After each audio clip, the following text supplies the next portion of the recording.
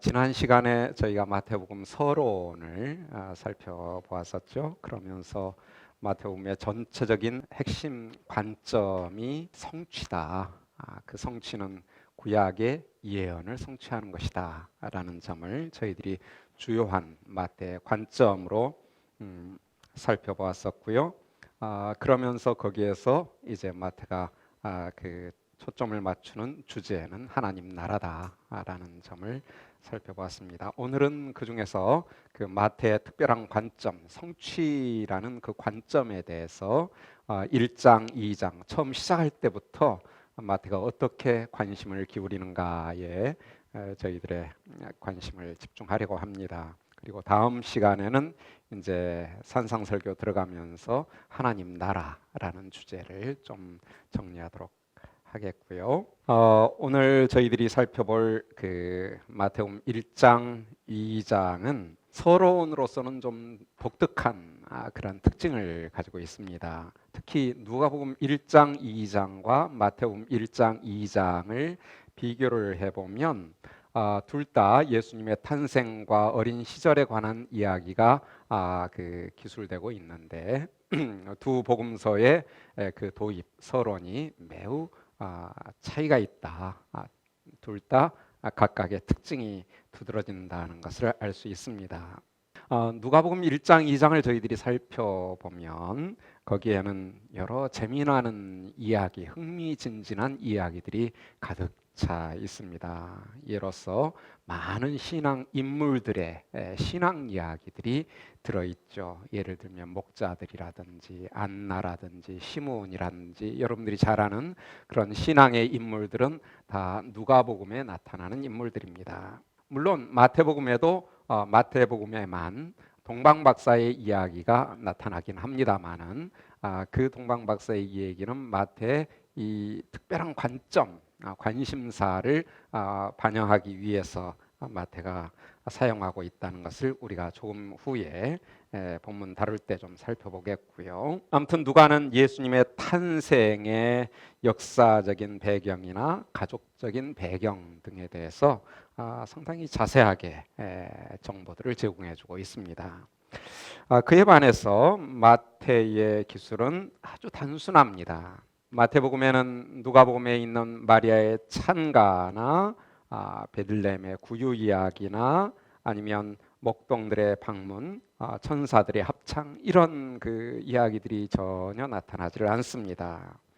마태는 단지 예수님의 탄생에 관한 기본적인 사실과 그리고 동방박사의 방문, 그런 다음에는 예수님의 가족의 지리적인 이동 사실만을 간략하게 기술을 합니다.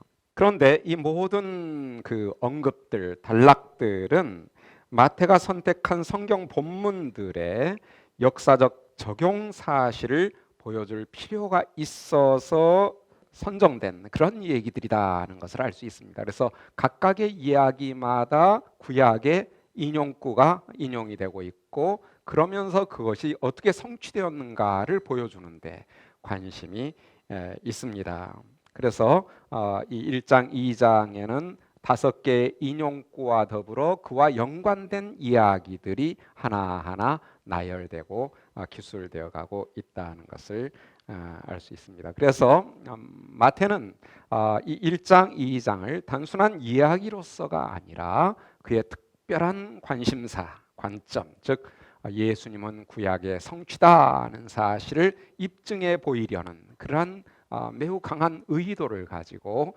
1장, 2장을 구성해 가고 있다는 점을 우리가 확인할 수 있습니다. 자, 그러면 1장, 2장의 전체적인 구조를 우리가 먼저 한번 좀 정리를 해보면 좋겠는데요. 첫째는 형식에 따른 구조를 생각해 볼 수 있습니다. 형식이 두 부분으로 구분되는데요.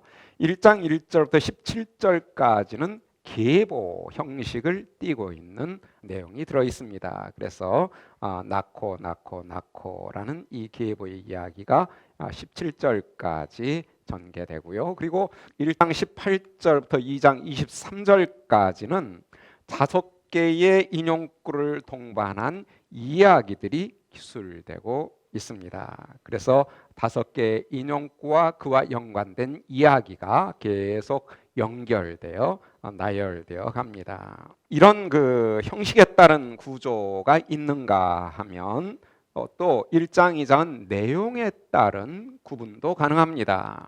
그 크리스토 스탠달이라는 그러한 학자는 1장, 2장에 관한 논문을 하나 썼는데요. 매우 중요한 마태복음 연구의 근대적인 연구에서 매우 중요한 논문인데요. Quis et unde라는 이 라틴어 의문사 2개의 의문사를 이 1장, 2장의 핵심 주제로 제안을 합니다.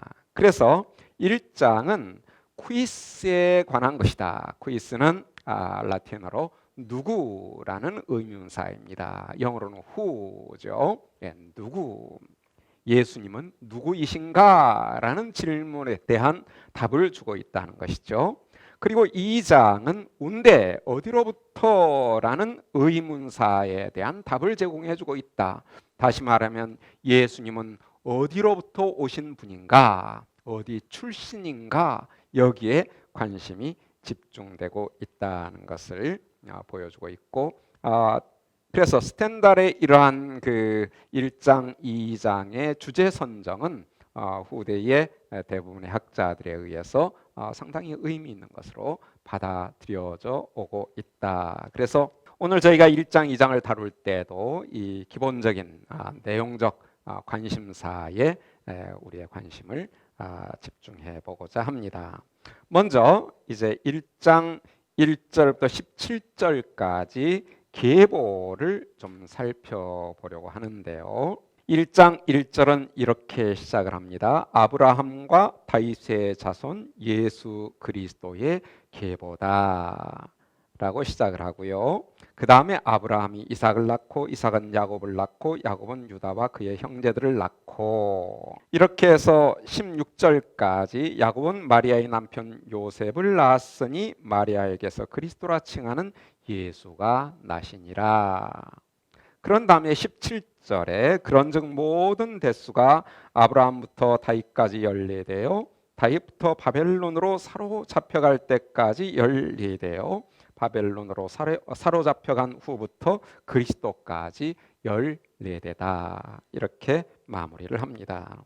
자, 마태복음을 처음 시작하자마자 계보, 족보가 나오고 있다는 점이 여러분들에게는 어떻게 느껴지는지 모르겠습니다.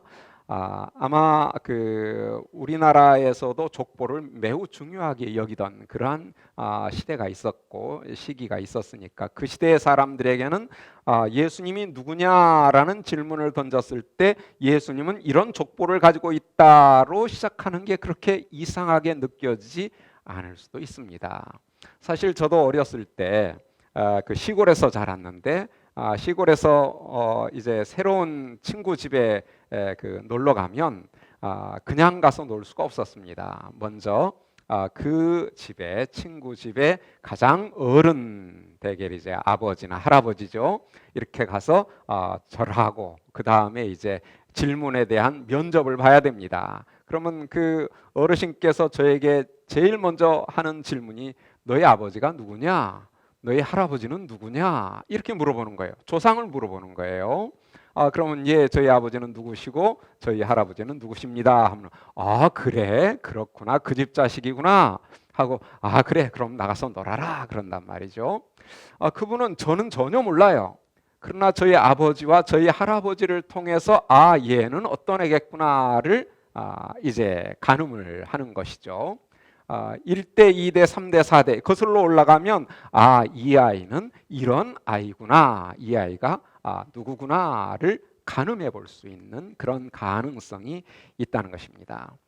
자, 예수님이 누구이신가라는 질문을 던졌을 때 마태는 유대인 독자들에게 마태복음 굉장히 유대적이라 했죠. 그의 1차 독자들은 아마도 유대인 그리스도인이었던 것이 거의 분명해 보이고요. 그런데 그 유대인들에게는 예수님이 누구이신가라는 질문을 던졌을 때 그 질문에 대한 가장 기본적인 답변은 그 예수님이 어떤 가문에서 나셨는가를 살펴봄으로써 예수라는 인물은 이런 인물이구나를 이해할 수 있는 그런 좋은 그 시발점으로서 이 족보를 사용하고 있는 것 같습니다. 그런데 마태는 예수님의 그 계보를 소개할 때 단순히 일반적인 계보의 형식으로 만족하지 않습니다. 조상이 누구냐 해서 조상의 이름만 쭉 나열하고 많은 그러한 것이 아니라는 것이죠. 마태는 이 계보를 통해서 자신이 예수님이 누구이시다는 사실을 보다 신학적으로 분명하게 밝히는 그러한 신학적 선언서와 같은 그러한 의미 부여를 이 계보에 하고 있다. 이렇게 우리가 생각할 수 있는데요. 특히 마태가 예수님의 계보를 제시하고 있는 방식을 유심히 살펴보면 그는 예수님을 그리스도, 이스라엘의 그리스도로 제시하려고 하는데 깊은 주의를 기울이고 있다는 것을 확인하게 됩니다. 특히 그 예수님을 그리스도로 제시하는 과정 속에서 이 그리스도는 구약의 역사를 통해서 예견되어 왔고 예고되어 왔던 그 예언의 성취이시다.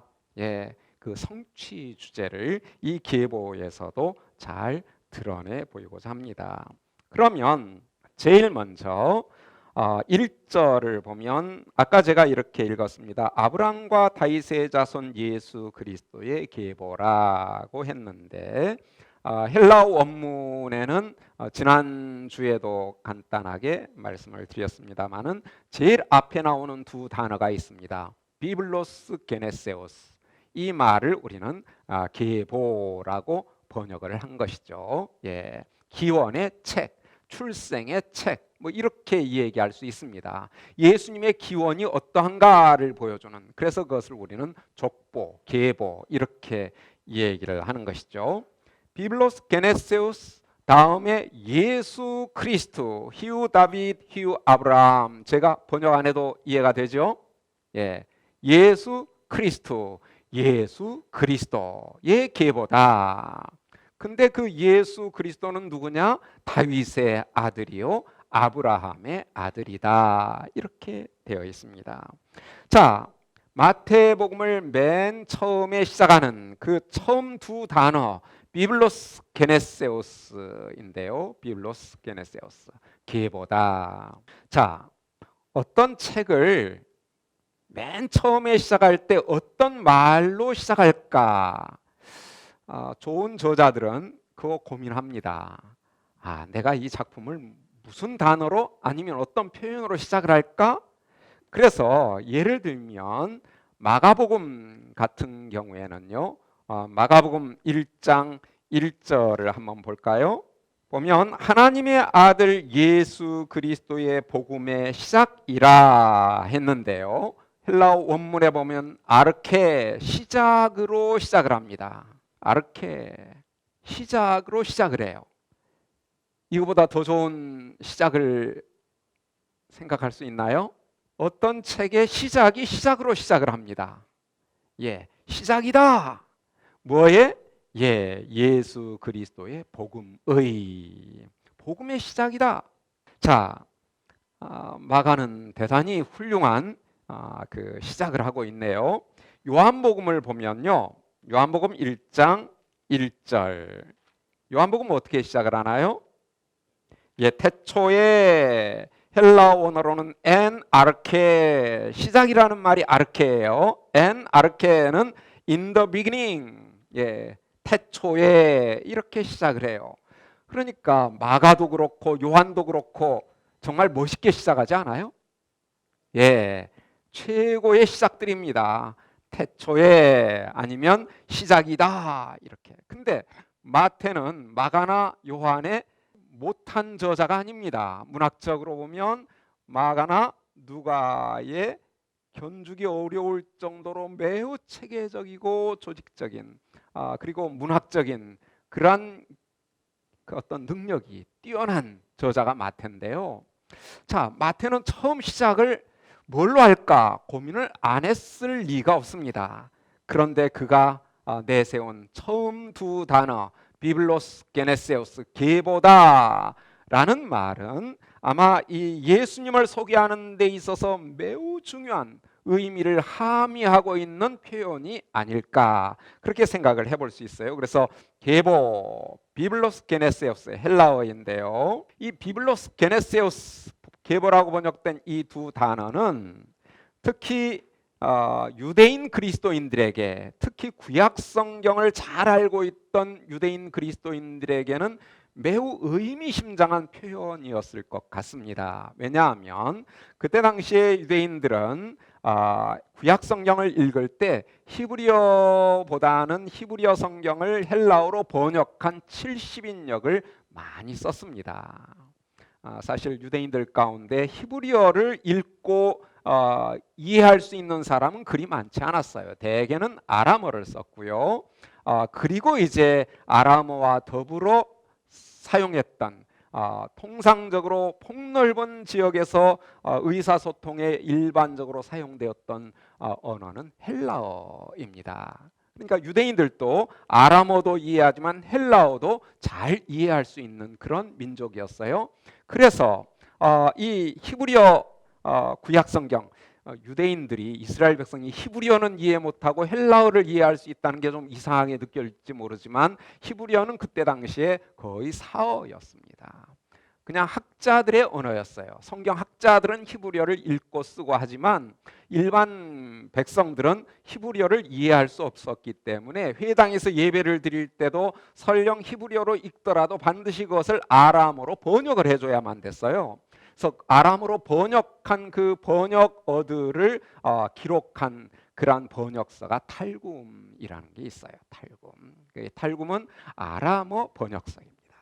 그런데 보다 일반적인 폭넓은 지역에서 통용되던 그러한 언어는 헬라어였기 때문에 그래서 복음이 그 지중해 중심으로 어느 지역을 가더라도 항상 헬라어로 쓴 그 글이 그대로 이해될 수 있는 그래서 헬라어가 굉장히 보편화된 그 코인의 헬라어죠.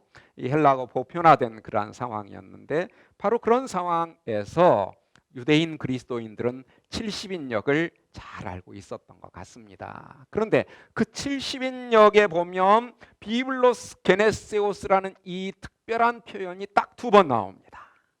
두 번. 어디에 나올까 좀 궁금하지 않습니까? 보니까 창세기 2장 4절에 그리고 창세기 5장 1절에 그리고 나서 마태복음 1장 1절에 비블로스 게네세오스가 나옵니다. 그런데 창세기 2장 4절에서는 하우테헤 비블로스 게네세오스 우라누카이게스는 하늘과 땅의 계보다라고 하늘과 땅의 시작이다. 창세기 5장 1절에서는 하우테헤 비블로스 게네세우스 안스로폰은 인간의 인류의 이런 의미예요. 그러니까 창세기 2장 4절에서는 하늘과 땅의 계보다 창세기 5장 1절에서는 인간의 계보다. 그래서 온 세계의 시발점과 인류의 시발점을 얘기할 때 비블로스 게네세오스를 쓰고 있습니다. 그러니까 비블로스 게네세오스는 단순한 계보의 의미가 아니라 어떤 시발점을 표현하는 그러한 의미심장한 표현으로 70인역 번역자들이 사용한 것 같습니다.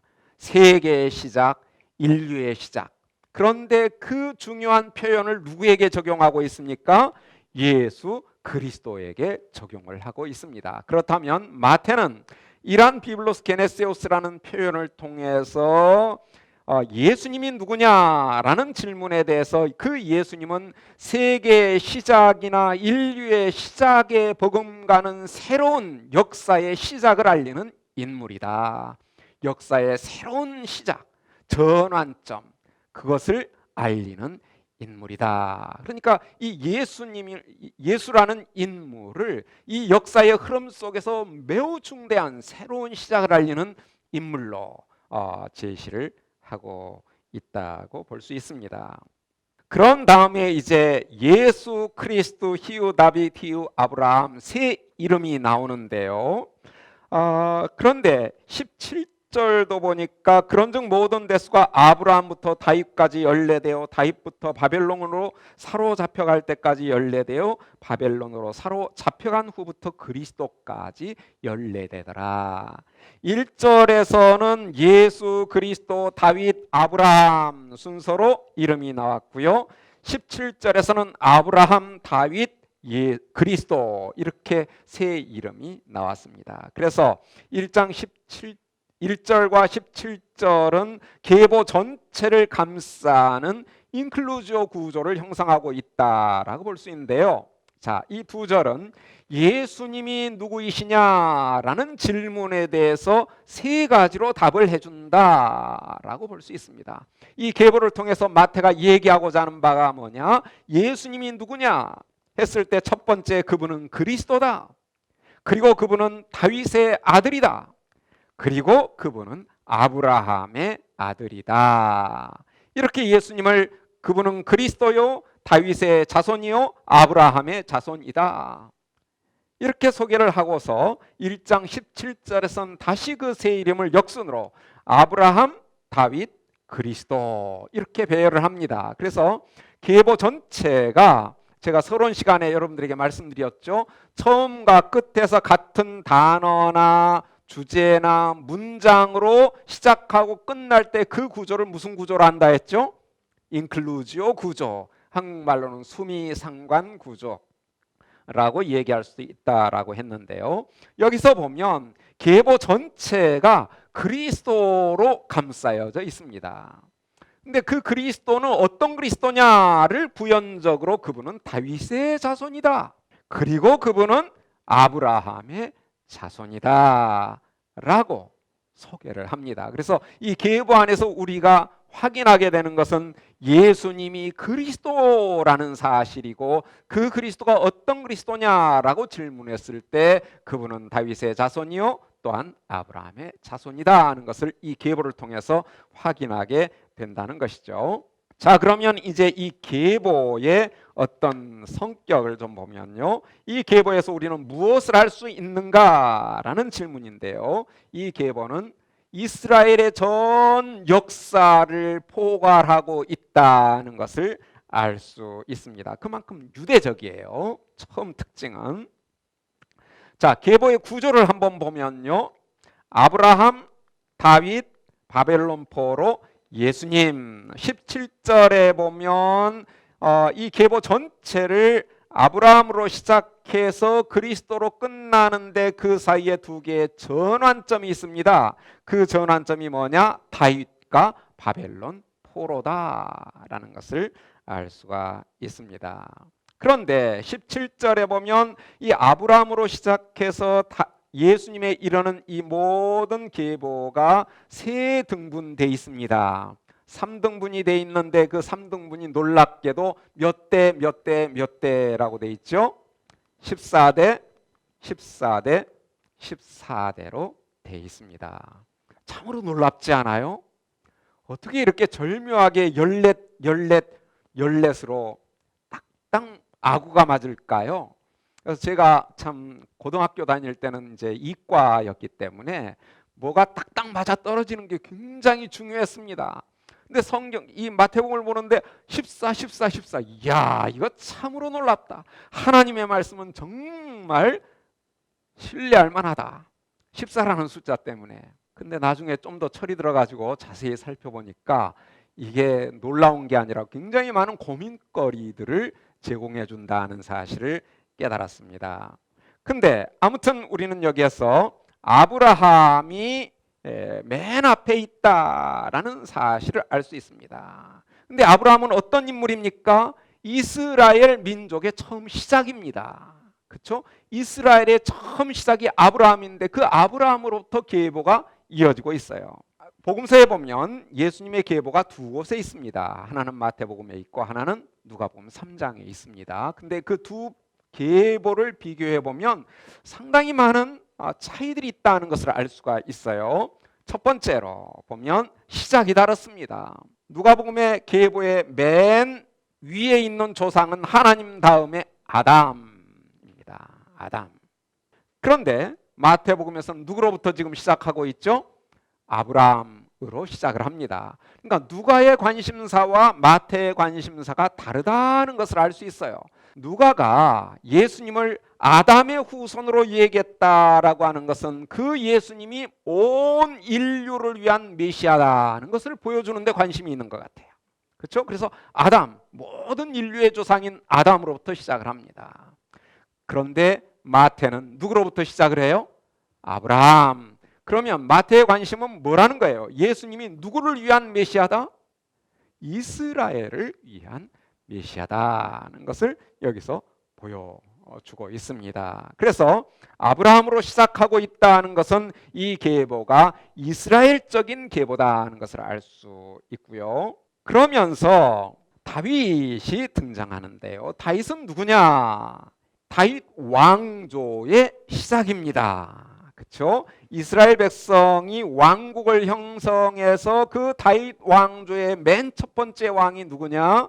다윗이다. 물론 사울이 있었지만 사울은 버림을 당했고요. 하나님께서 인정하고 약속하신 영원한 왕족의 계열로 다윗이 그 선두주자입니다.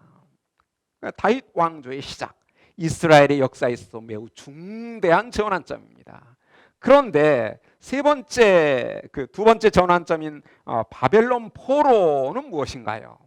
이스라엘 왕국의 끝을 의미합니다. 시작이 있었는가 하면 끝이 있었다는 거예요. 그게 이스라엘의 역사예요. 아브라함은 민족의 시작이요, 다윗은 왕국의 시작이었는데 그 이스라엘 민족이 왕국으로서의 운명을 다한 사건, 그게 바벨론 포로라는 것입니다. 시작이 있었고 끝이 있었어요. 그럼 그 다음에 오신 예수님은 누구냐? 새로운 시작이라는 거예요.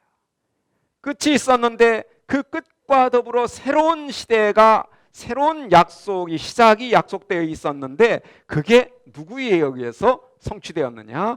예수님에 의해서 성취되었다. 그래서 예수님은 새로운 시작, 새로운 시대의 시작이라는 것을 우리가 알 수 있습니다. 그러면서 이것이 14대, 14대, 14대로 제시가 되고 있습니다. 자, 그런데 이 14대, 14대, 14대를 조금 들여다보면 이 그 대수가 그냥 자연스러운 산수적인 대수가 아니라는 것을 알 수가 있어요. 왜냐하면 우리가 이제 그 사이사이의 대수를 계산하는 방법이 몇 가지가 있는데요. 이제 포괄적인 방법과 배타적인 방법이 있는데 가장 일반적으로는 겟나오라는 동사, 나타라는 동사가 몇 번 나오느냐에 따라 대수를 정하는 것입니다. 그런데 그렇게 우리가 계산을 해보면 14대, 첫 번째 14대는 그냥 14대가 아닙니다. 13대밖에 안 돼요. 그런데 1을 그냥 더했어요.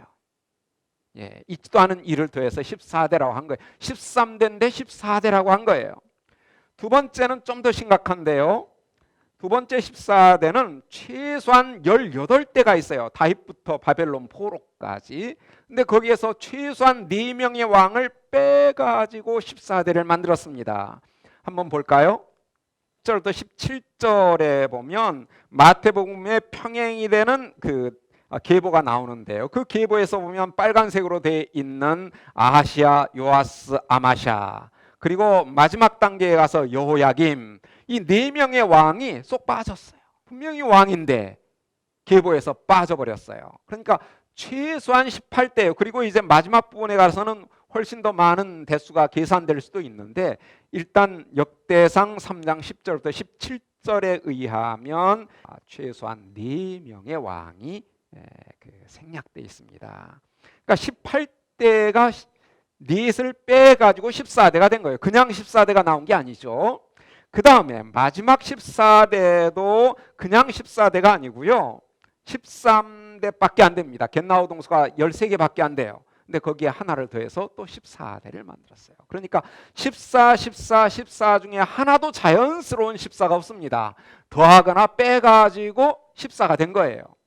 그러면 마태의 관심은 뭐냐? 이 14라는 숫자가 그냥 산수적인 대수의 의미라기보다는 상징적인 의미가 있다. 상징적인 의미를 부여하고 있는 거예요. 그래서 이스라엘의 역사, 아브라함으로부터 시작해서 예수님에게 이르는 이 이스라엘의 역사가 어떤 역사냐? 14의 역사다. 그럼 14의 상징적인 의미는 뭐냐? 학자들에 따라 굉장히 많은 논의가 있습니다만은 통속적으로는 14는 완전수입니다. 여러분들 일반적으로 완전수가 뭐죠? 7이에요. 근데 7 곱하기 2 하면 뭐가 돼요? 14. 그러니까 14는 더 완전하다라는 의미예요. 더 완전하다. 그러니까 7이 완전수면 14는 더 완전한 수예요. 그 더 완전한 숫자가 13번이나 반복됐다. 3이라는 숫자는 완결의 숫자입니다. 끝났다. 그러니까 이스라엘의 모든 역사, 하나님의 구원의 역사는 완전한 하나님의 구원의 계획이 완결되는 그러한 시점에 누가 나타나셨다? 예수님이 나타나셨다라는 식의 어떤 상징적인 의미를 여기다 부여하지 않았나라고 추론해 볼 수 있습니다. 자, 이렇게 계보의 첫 번째 특징은 이스라엘적이다. 이스라엘의 계보다 라는 사실인데요. 그러면서 이 계보는 특별히 왕적 계보입니다. 왕적 계보예요. 이 왕적 계보다라는 사실은 아까 우리가 보았던 누가의 계보와 마태의 계보를 비교해 보면 아주 두드러지게 나타나는데요. 누가의 계보는 다윗 아들이 누구로 나타나느냐? 나단으로 나타납니다. 나단으로 나타나고 그 이후의 모든 이름들은 스알디엘까지 우리가 전혀 알지 못하는 이름들이 거의 다예요. 우리가 잘 모르는 그러한 이름들이 쭉 나열되고 있어요. 그런데 마태복음에서는 아까 우리가 보았듯이 솔로몬 이후에 다윗의 아들이 솔로몬이고 솔로몬 이후의 모든 이름들은 유다의 왕들의 이름입니다. 유다의 왕들의 이름. 유다의 왕들은 다윗의 후손이에요. 나단도 다윗의 자손이요 솔로몬도 다윗의 자손인데 나단은 어떤 의미가 있는지 학자들에 따라 논의가 다양합니다. 어떤 이들은 이 나단은 선지자 나단이다 라고 해서 누가의 계보는 선지자적인 계보다 이렇게 제안하는 사람도 있는데 거기에는 이견들이 좀 있습니다. 하지만 분명한 것은 마태의 관심입니다. 마태의 계보는 솔로몬 이후에 모두가 다 왕들의 이름이다. 유다 왕국의 왕들의 이름이다 라는 것은 무엇을 의미하느냐? 예수님을 어떤 계열로 보여주고자 한다는 것이죠? 왕족의 계열로 예수님을 보여주고자 하는 것이고 따라서 예수님은 왕이시다는 것을 보여주려고 하는 것이죠. 그래서 계보에서는 다윗의 자손을 강조했는데 다윗의 자손 중에서도 특별히 왕적인 인물이다. 왕가에 태어나신 분이시다. 이것을 마태는 특별히 보여주고자 했다. 여기서 특별히 계보에 두 전환점이 있다 했는데 다윗과 바벨론 포로 이것은 이스라엘 왕국의 시작이자 이스라엘 왕국의 끝을 의미합니다. 왕국의 시작과 왕국의 끝, 다윗 왕조의 시작과 그 다윗 왕조의 끝. 그러면 예수님은 누구냐? 진정한 다윗 왕조의 궁극적 목표로 오신 분이시다. 이렇게 이해할 수 있겠죠. 이런 점에서 우리가 계보를 읽어보면요, 이 계보는 왕족의 계보이면서 특별히 그 중에서도 다윗이 강조되고 있다는 것을 알 수 있습니다. 보면요, 처음 시작할 때부터 예수님을 다윗의 자손, 아브라함의 자손보다 다윗의 자손을 먼저 소개하고 있습니다. 그러면서 이 계보에 여러 이름들이 나오는데요, 그 이름 중에 가장 많이 자주 나타난 인물이 누구일까요? 한번 세보시면 성경 본문에서 계보에서 어떤 이름이 제일 많이 나타나는가 한번 세보면 다윗이 5번이나 나옵니다. 다윗만. 그리고 그 다음에 많이 나오는 인물이 아브라함과 그리스도예요. 3번 나타납니다. 그리고 나머지는 다 2번씩 나타나요. 그러니까 거의 다가 2번씩밖에 안 나타나는데 다윗의 이름이 5번이나 나타난다. 그러면 이 계보를 읽었을 때 독자들이 예수님은 누구시다 하는 것을 확실하게 각인시킬 수 있어요. 다윗의 자손이시구나. 다윗적인 인물이구나 하는 것을 우리가 확실하게 알 수 있습니다. 게다가 이 14라는 숫자는요, 14. 이거는 그 히브리어로 다윗을 썼을 때 달레트, 와브, 달레트 해서 4, 6, 4. 이 히브리어에는 그 알파벳마다 숫가가 있습니다. 예, 달레트는 그 4예요. 와브는 6이에요. 그리고 달레트는 또 4예요. 다비드. 그래서 다 하니까 얼마가 돼요? 14가 돼요.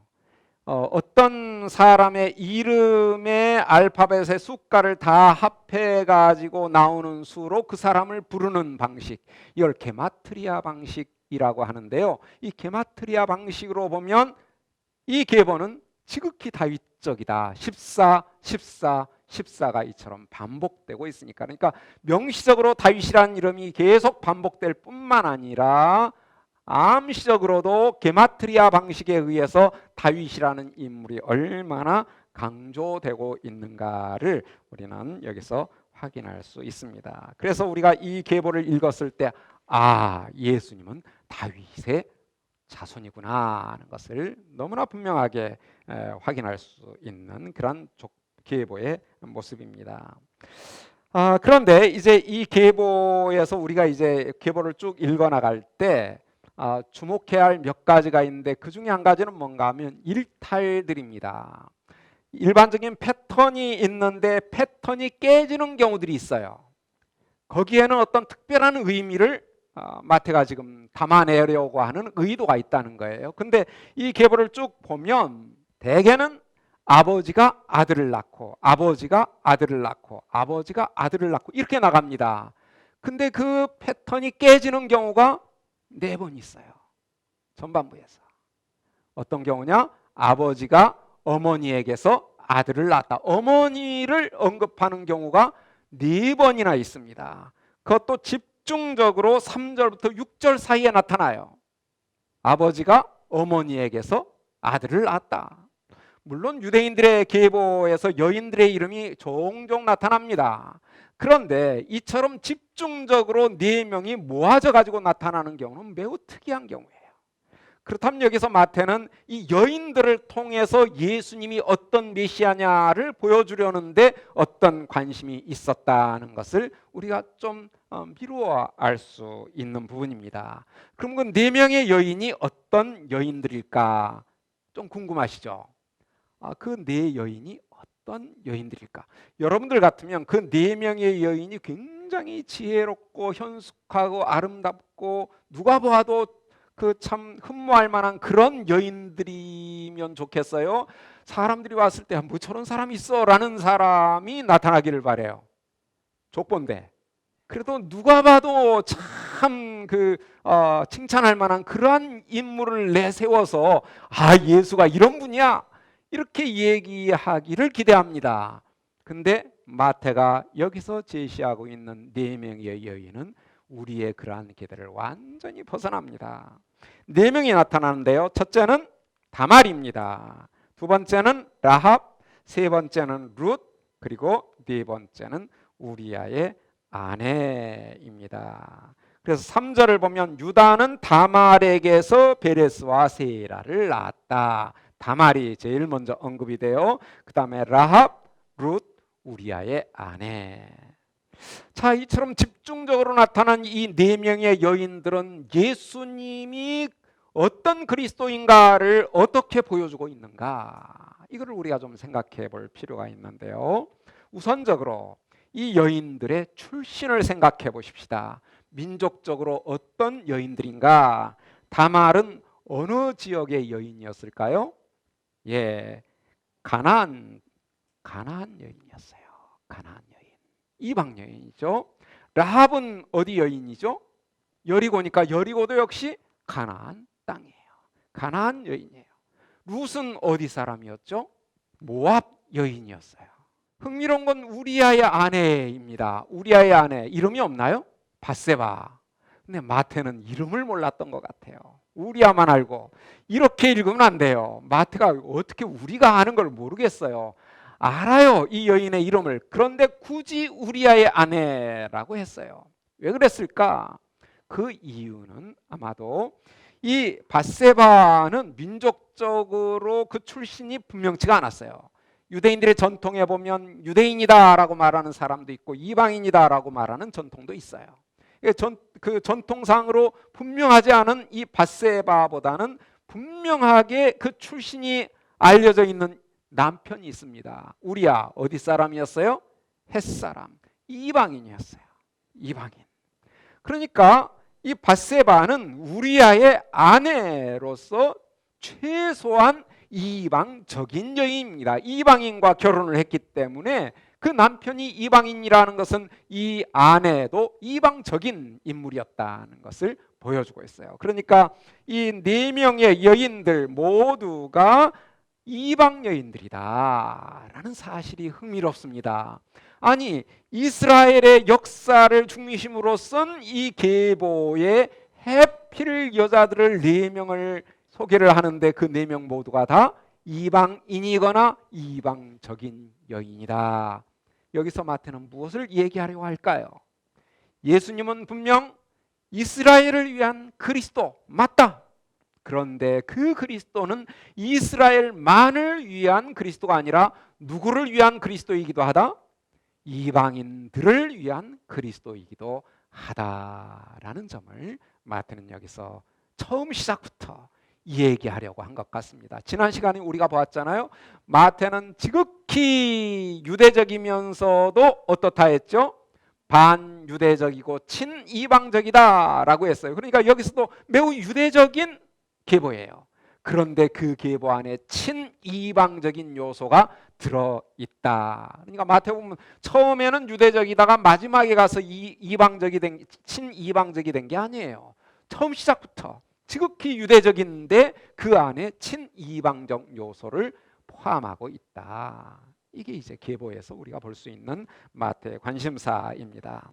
그런데 이 네 명의 여인은 출신이 이방인일 뿐만 아니라 또 한 가지 중요한 공통점이 있습니다. 어떤 공통점인가? 그들의 결혼 생활이 정상적이지가 않았습니다.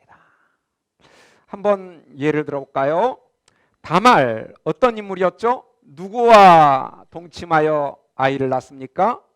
시아버지와 동침하여. 바로 여기에 나온 두 쌍둥이 그 아들의 이름 베레스와 세라가 바로 그 시아버지와의 관계 속에서 태어난 아들들입니다. 매우 수치스러운 일이죠. 라합은 어떻죠? 직업이 뭐였어요? 창녀였습니다. 이제 어떤 분들은 이거를 이제 기생이다라고 번역을 해가지고 조금 그 미화시키려고 하는 경향이 있는데 원어에서는 그런 미화하려고 하는 시도가 전혀 없어요. 그냥 창녀예요. 물론 이 라합이 정말 몸을 파는 창녀였는지 아니었는지는 모르지만 일단 단어 자체는 창녀였습니다. 매우 수치스러운 그런 직업을 가진 여인이었습니다. 이런 사람을 족보에다 집어넣는다는 게 상상이나 되나요? 있어도 가려놓을 법한데 굳이 밝히지 않아도 될 걸 지금 밝히고 있어요. 그런가 하면 룻은 어땠죠? 일단은 재혼을 했고요. 재혼하기도 전에 밤에 밖에서 외간 남자와 하룻밤을 지냈습니다. 물론 그날 밤에 어떤 성적인 관계가 있었던 것으로 보이지는 않습니다. 그러나 그건 매우 수치스러운 행동이라 할 수 있죠. 그래서 사람들 눈에 띄기 전에 빨리 이제 보내죠. 그렇죠? 이 보아스가 참 훌륭한 인물이에요. 빨리 보냅니다. 물론 시어머니가 그렇게 하라 해서 한 것이긴 하지만 아무리 봐도 그것은 그렇게 바람직한 그러한 행동으로 보이지는 않습니다. 보다 심각한 것은 다시 한번 우리아의 아내입니다. 여기에 또 한 가지 중요한 의미가 있잖아요. 우리아의 아내, 다윗이 아이를 낳았는데 자기 아내가 아니라 누구 아내에게서 아이를 낳았다? 우리아의 아내에게서 아이를 낳았다. 그러니까 이 우리아의 아내라는 표현을 통해서 유대인 독자들이 그 이야기를 연상하도록 하는 거예요. 다윗과 밧세바의 관계가 어떠했는가를 깨우치는 거예요. 이 우리아의 아내 밧세바가 어떤 인물이냐?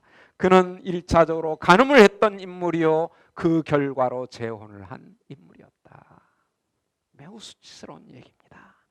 자, 이 4명의 이 여인들 보니까 하나도 추천하고 바람직한 그런 결혼 생활을 한 인물이 없어요. 모두가 참 여러 가지 문제들이 있습니다. 그런데 이 여인들이 예수님의 계보에 등장하는, 특별히 일부러 등장하는 이유는 무엇일까? 마태는 왜 이 4명의 여인들을 예수님의 계보에 포함시켰을까? 그 이유는 분명해 보입니다. 예수님은 의인들만을 위해서 온 것이 아니라 이와 같이 유대인 사회에서 멸시와 천대를 받을 수밖에 없는, 도덕적으로 죄인 중에 죄인이라고도 할 수 있는 그런 사람들을 위해서도 오신 분이다. 그래서 1장 21절에 보면 아들을 낳으려니 이름을 예수라 하라. 이는 그가 자기 백성을 그들의 무엇에서 구원할 자다? 죄에서 구원할 자다. 예수님께서 오신 것은 의인을 구원하러 오신 게 아닙니다. 죄인을 구원하러 왔다. 그래서 심지어 예수님은 이렇게까지 말씀하십니다. 내가 의인을 부르러 온 것이 아니라 뭐를 부르러 왔다? 죄인을 부르러 왔다. 왜 그럴까? 그건 굉장히 좀 고민스러운 얘기죠. 어떻게 의인도 부르러 왔는데 죄인도 부르러 왔다, 이렇게 말하는 것도 아니고 의인이 아니라 죄인을 부르러 왔다. 지나친 거 아닌가요? 아니, 의인으로 살려고 얼마나 애를 썼을 텐데 그들은 아니고 죄를 막 짓는 그런 사람들을 부르러 왔다는 거예요.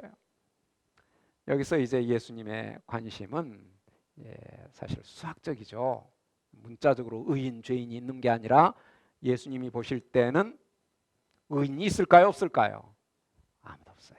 모두가 죄인이에요. 그래서 의인인 시몬이, 바리새인이 누가복음에 보면 예수님을 초청해 가지고 멋있게 잔치를 벌이려고 하는데 거기 죄인 여인이 오잖아요. 그래서 막 눈물을 흘리고 막 예수님의 발을 닦고 그런 일이 있었죠. 그러니까 이 시몬이 마음속에 굉장히 불만이 있었어요. 어떻게 이 예수가 선지자라면 이 여인이 죄인인 거 알 텐데 이렇게 허락을 하지? 라고 생각을 하는데 예수님이 그 마음을 아시고 뭐라고 하는가 하면 2명의 빚진 자가 있다. 하나는 50데나리온 빚졌고 하나는 500데나리온 빚졌다. 한 사람은 빚이 없고 한 사람은 빚이 있다, 이렇게 얘기한 게 아니라 둘 다 빚이 있다라고 해요. 시몬은 자기는 빚이 없다, 죄가 없다라고 생각했는데 예수님이 볼 때는 이 여인이 죄인인 건 분명하지만 시몬도 자기는 스스로 의인이라 생각했지만 예수님이 보실 때는 의인이다, 죄인이다, 죄인이긴 마찬가지다라고 얘기를 하는 것이죠. 그러니까 예수님 보실 때는 의인이 없어요. 근데 스스로 의인이라 생각하는 사람들, 그 사람들은 메시아를 맞이할 준비가 되어 있지 않다. 누구나 자기가 죄인인 것을 인지하고 인정하고 그리고 메시아 앞에 빈손 들고 나오는 자라야 하나님 나라를 소유하게 된다. 이런 이제 비밀이 거기에 들어있는 것이죠. 그러니까 실은 예수님의 계보에 이런 죄인 여인들이 들어있는 것은 너무나 자연스러운 거예요. 바로 예수님은 그런 자들을 위하여 온 거예요. 죄인들과 무관하게 이 땅에 오신 분이 아니라 그런 죄인들과의 관계 속에서 그들을 위하여, 그들을 구원하기 위하여 오신 분이시다. 이런 메시지가 이 4명의 여인들을 통해서 드러나고 있다고 볼 수 있습니다. 특히 이 여인들은 여인이라는 것 자체도 굉장히 큰 강력한 도전을 주죠. 남자 중심 사회에서 이 여인들이 예수님은 남자들만이 아니라 여인들을 위한 메시아이기도 하다. 그런데 가장 결정적인 이야기는 사실 이 계보에 5명의 여인이 나오는데 4명만 얘기한 거예요. 마지막에 1명의 여인이 더 있습니다. 어디에 있는가? 16절입니다. 16절에 보면 야곱은 마리아의 남편 요셉을 낳았으니 마리아에게서 그리스도라 칭하는 예수가 나시니라. 자, 여기 보니까 또 한 가지 중요한 일탈이 있습니다. 지금까지 여인들이 등장했을 때의 패턴과 여기에 패턴이 또 다른 거예요. 먼저 야곱은 마리아의 남편 요셉을 낳았다.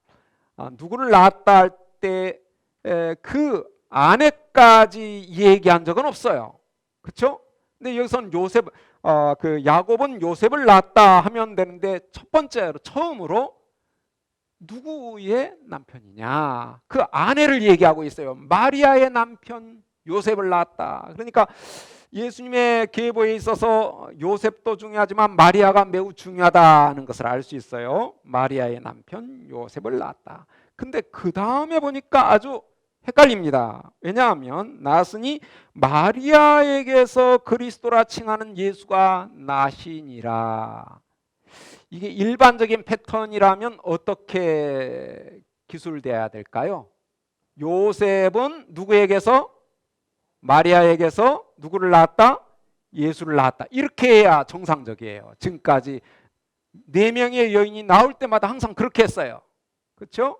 유다는 다말에게서 베레스와 세라를 낳았다. 아버지는 아내에게서 아들을 낳았다. 근데 여기서는 아버지가 쏙 빠져버렸어요. 분명히 앞에서는 요셉이 마리아의 남편이라 소개했는데 남편이 쏙 빠져버렸어요. 그리고 마리아에게서 어머니에게서 아들이 낳았다. 이걸 어떻게 이해해야지 되죠? 여러분들 본문을 읽을 때 아까 이 본문 우리가 읽지는 않았고 지금 읽었는데요. 본문 읽을 때 좀 고민이 돼요? 고민이 됐어요? 사실 고민이 돼야죠.